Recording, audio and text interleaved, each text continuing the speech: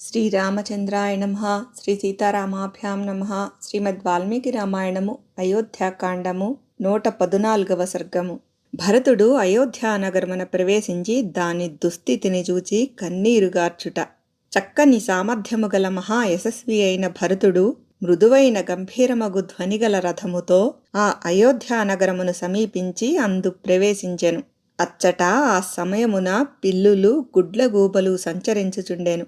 మానవుల ఏనుగుల కదలికలు ఆగిపోయెను. చిమ్మ చీకట్లు అలముకొనియుండుటచే కృష్ణపక్షపు రాత్రులయందువలే ఆ అయోధ్య శోభావిహీనమైయుండెను. సహజముగా స్వీయ శోభలచే వెలుగొందుచుండెడి రోహిణి తన ప్రియపతియగు చంద్రుని రాహువు కబళించుటచే నిస్సహాయయై కాంతిహీనయ్యుండునట్లు దివ్యైశ్వర్యములతో తులతూగుచుండెడి అయోధ్య తన ప్రభు అయిన దశరథ మహారాజును మృత్యువు కబళించుటచే దీనయై కళదప్పియుండెను. గ్రీష్మతాపము యొక్క ప్రభావమున పర్వతము నుండి ప్రవహించెడి నదిలోని నీరు తగ్గిపోయి వేడెక్కియుండును. ఆ తాప ప్రభావమునకు తట్టుకొనలేక తీరజలములను ఆశ్రయించియుండెడి పక్షులన్నీయును విలవిలలాడుచుండును. తరిగిపోయిన నదీ జలములలోనున్న చిన్న పెద్ద చేపలును మొసళ్ళును ఆ వేడిని భరింపలేక ఆ నీళ్ల అడుగు భాగమునకు చేరుచుండును. అట్లు కృషించియుండెడి నదివలే ఆ అయోధ్య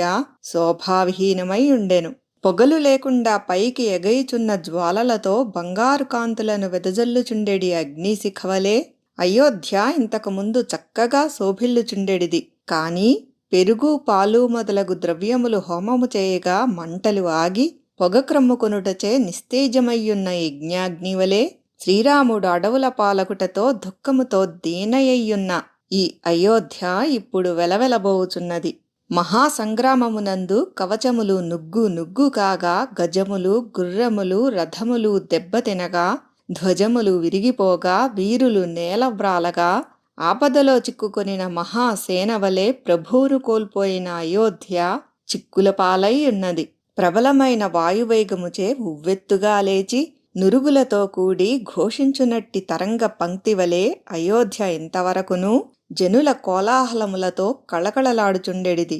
కాని ఇప్పుడది గాలులు ఆగిపోగా ఉద్ధృతి తగ్గి నిశ్శబ్దముగానున్న తరంగ సమూహము వలె శోభావిహీనమై ఉన్నది. యజ్ఞము ముగిసిన తరువాత యజ్ఞమునకు సంబంధించిన సృక్సృవాది ఉపకరణములు అన్నియును తొలగింపబడగా సమర్థులైన ఋత్విజులందరూ వెళ్ళిపోగా మంత్రోచ్చారణాది ధ్వనులు ఆగిపోగా నిశ్శబ్దముగానున్న యజ్ఞవేదిక వలె అయోధ్య మూగపోయియున్నది. ఎదకు వచ్చి వృషభముతో కూడుటకు తహతహపడుచున్న ఒక ఆవును ఆ స్థితిలో వృషభము నుండి వేరుచేసి గోశాలలో కట్టివేయగా ఆర్తికిలోనగుటచే నవనవలాడుచున్న గడ్డిని సైతము మేయని ఆ గోవు వలె శ్రీరాముని ఎడబాటునకు గురి అయిన అయోధ్య దుస్సహమైన వేదనతో కుమిలిపోవుచున్నది. బాగుగా నునుపుదేరి నిగనిగలాడుచుండెడి ఉత్తమ జాతికి చెందిన పద్మరాగాది మణులు తొలగిన క్రొత్త ముత్యాలహారము వలె శ్రీరాముని ఎడబాటునకును దశరథ మహారాజు వియోగమునకును లోనైన అయోధ్య శోభావిహీనమై ఉన్నది. పుణ్యము క్షీణింపగా స్థానచలనమునకు గురి అయి ఆకాశము నుండి జారి తన దివ్యకాంతిని కోల్పోయి భూమిపై పడిన తారవలే అయోధ్య నిస్తేజమై ఒప్పుచుండెను. వసంత ఋతువునందు చిగిర్చి చక్కగా వికసించిన పూలగుత్తులతో కళకళలాడుచు మదించిన గండు తుమ్మెదల ఝుంకారములతో వీణుల విందుగావించుచున్న వనలతవలే ఇంతవరకును అయోధ్య పుష్పవనములతో కనువిందుగావించుచు వీణావేణు మృదంగాదుల మధుర ధ్వనులతో అందరినీ ఆనందింపజేయుచుండెడిది. కాని గ్రీష్మ ఋతువునందు వేగముగా వ్యాపించెడి దావాగ్ని మంటలకు కొలదిగా దగ్ధమై వాడిపోయిన వనలతవలే ఇప్పుడు ఈ అయోధ్య కైకేయి దుస్వభావములనడి అగ్నిజ్వాలకు వసివాడి కళావిహీనమై ఉండెను. ఇప్పుడు అయోధ్యలోని ప్రజలందరూ దుఃఖితులయ్యున్నందున అందలి రాజవీధులయందు జనసంచారమే లేక అది బోసిపోయియుండెను. మరియు దాదాపు వ్యాపారుల అంగళ్ళన్నీయును మూసివేయబడియుండుటచే ఆ నగరము నిశ్శబ్దముగా నుండెను. అందువలన మేఘములు చంద్రుని నక్షత్రములను కప్పివేయగా తేజోరహితమయ్యున్న ఆకాశము వలె ఈ అయోధ్య వెలవెలబోచుండెను. పానీయశాలయందు చక్కని పానపాత్రలన్నీయును మధుర రసములు లేనివై ముక్కలు ముక్కలై చెల్లాచెదురుగా పడియుండును. మితిమీరి మధుపానము చేసియున్న వారందరును అచటి నేలపై విచ్చలవిడిగా పడియుందురు. ఆ విధముగా పానీయశాలయంతయు రోతగొల్పుచుండును. ఇండ్ల ముంగిళ్లయందును వీధులలోనూ ఎవ్వరునూ శుభ్రపరచెడివారు లేక అవి చెత్తాచెదారములతో నిండియుండుటచే ఈ అయోధ్య పానీయ భూమి వలె అసహ్యముగా ఉన్నది.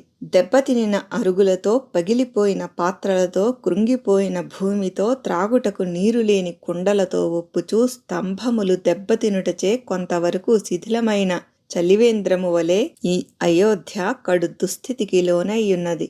అనువుగా పొడవై దృఢముగా నుండి వింటి 2 కొనల వరకును వ్యాపించియుండి బలమైన త్రాళ్ళు కలిగి యోధుల బాణములు వేగముగా వచ్చి తగులటచే ముక్కలై ధనస్సు నుండి జారి భూమిపై పడిన అల్లెత్రాడు వలె కైకేయీవరముల ధాటికి అయోధ్య చిన్నాభిన్నమై ఒప్పుచుండెను. యుద్ధవీరుడైన ఒక యోధుడు ఒక ఆడుగుర్రమును అధిరోహింపగా శత్రు సైన్యము దానిని వేగముగా కొట్టుటచే అది యుద్ధభూమిలో నేల కొరగి దురవస్థకు లోనగును. అట్టి దుస్థితిలోనున్న ఆడుగుర్రము వలె అయోధ్య మిగుల దీనస్థితికి లోనైనది. దిగుడు బావిలోని నీరు ఎండిపోవుటచే అందలి పెద్ద పెద్ద మత్స్యములు, తాబేళ్లు బయటపడును. దాని దరులు బీటలు వారును. అందలి కలువలు ఎండి నశించును. అయోధ్యానగర స్థితి అట్టి దిగుడు బావి వలె దురవస్థకు గురి అయి ఉండెను. మంచి గంధములు మొదలగు మైపూతలు లేక ఆభరణములను ధరింపక దుఃఖితుడై కృశించియున్న పురుషుని యొక్క శరీరము వలె అయోధ్య దీనావస్థకు లోనై ఉండెను.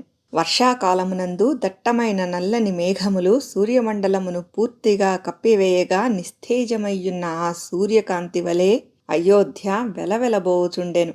దశరథుని కుమారుడును సకల శుభలక్షణ సంపన్నుడును అయిన భరతుడు రథమునందు కూర్చునియుండియే ఆ మహారథమును నడుపుచున్న సారథితో ఇట్లనెను.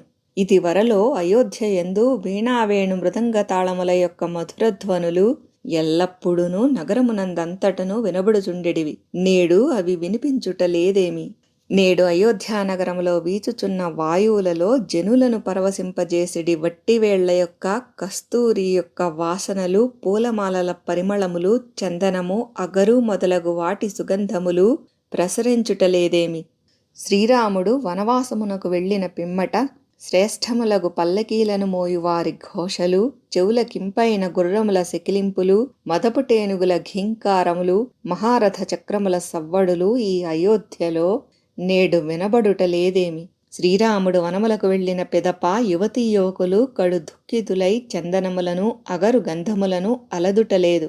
ఘుమఘుమలాడు క్రొత్త క్రొత్త పూలమాలలను ధరించుటలేదు. శ్రీరాముని ఎడబాటునకు కుమిలిపోవుచున్న పురప్రజలు వ్యాహాళికై బయటకు వెళ్ళుటలేదు సరికదా, వారు పూలమాలలను సైతము ధరించుటయే లేదు. పురమునందు ఏ విధములైన ఉత్సవములను జరుగుటయే లేదు. ఈ అయోధ్యాపురి శోభావైభవములన్నీయును మా అన్నయ్యగు శ్రీరామునితో గూడి వనములకు వెళ్ళిపోయినవి. ఇది ముమ్మాటికి నిజము. అందువలన నేడు ఈ అయోధ్య జడివానలు కురియునప్పటి శుక్లపక్షపు రాత్రి వలె శోభిల్లుటలేదు. మా అన్నయ్యగు శ్రీరామచంద్రుడు వనవాస దీక్షను ముగించుకొని ఇచటికి విచ్చేయుట మహోత్సవము వలె మాకు అందరికిని సంతోషదాయకము.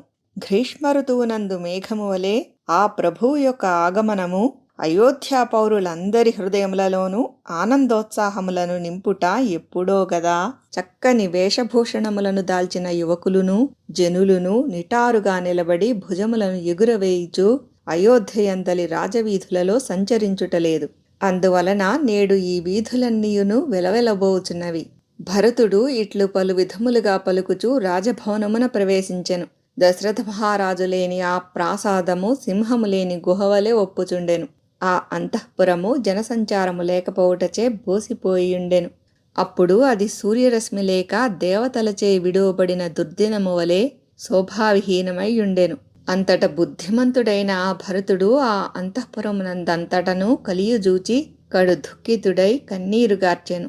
వాల్మీకి మహర్షి విరచితమై ఆదికావ్యమైన శ్రీమద్ రామాయణమునందలి అయోధ్యాకాండమునందు 114వ సర్గము సమాప్తము.